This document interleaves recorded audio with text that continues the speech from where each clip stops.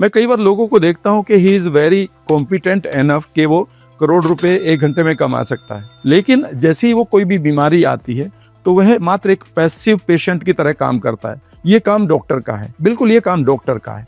Doctors भी ये कहते हैं कि 2 तरह के पेशेंट हैं। एक तरह का पेशेंट अपनी लाइफ को अच्छा करता है और दूसरा मिजरेबल जीता है। कोई भी दवाई आपको अगर ठीक भी कर रही है तो कई बार आपकी सिर्फ मिजरीज को एक्सटेंड कर रही है, आपकी प्रॉब्लम को सिर्फ बड़ा कर रही है और कुछ नहीं। यानी कि आप जिंदा हैं पर जिंदा नहीं है।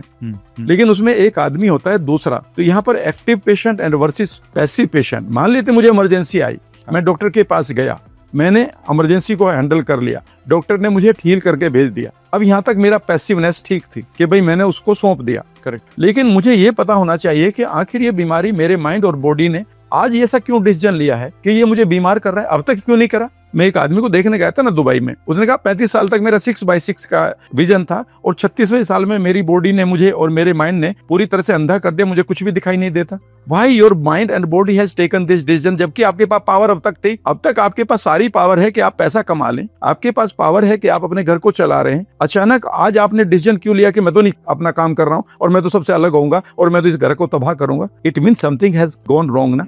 बीमार हम इसलिए होते हैं कि हमें कुछ भी इसके बारे में पता ही नहीं। स्टेम सेल लोगों को तब से पता चला जब से हमारे करीब 10-15 सालों से बच्चों की स्टेम सेल्स को प्रिजर्व कराया गया है। ये अच्छी बात है। हाँ। ये डॉक्टर का डिसीजन है, ये पेरेंट्स का डिसीजन है, ये बिल्कुल इस पर मैं कुछ नहीं बोलूंगा।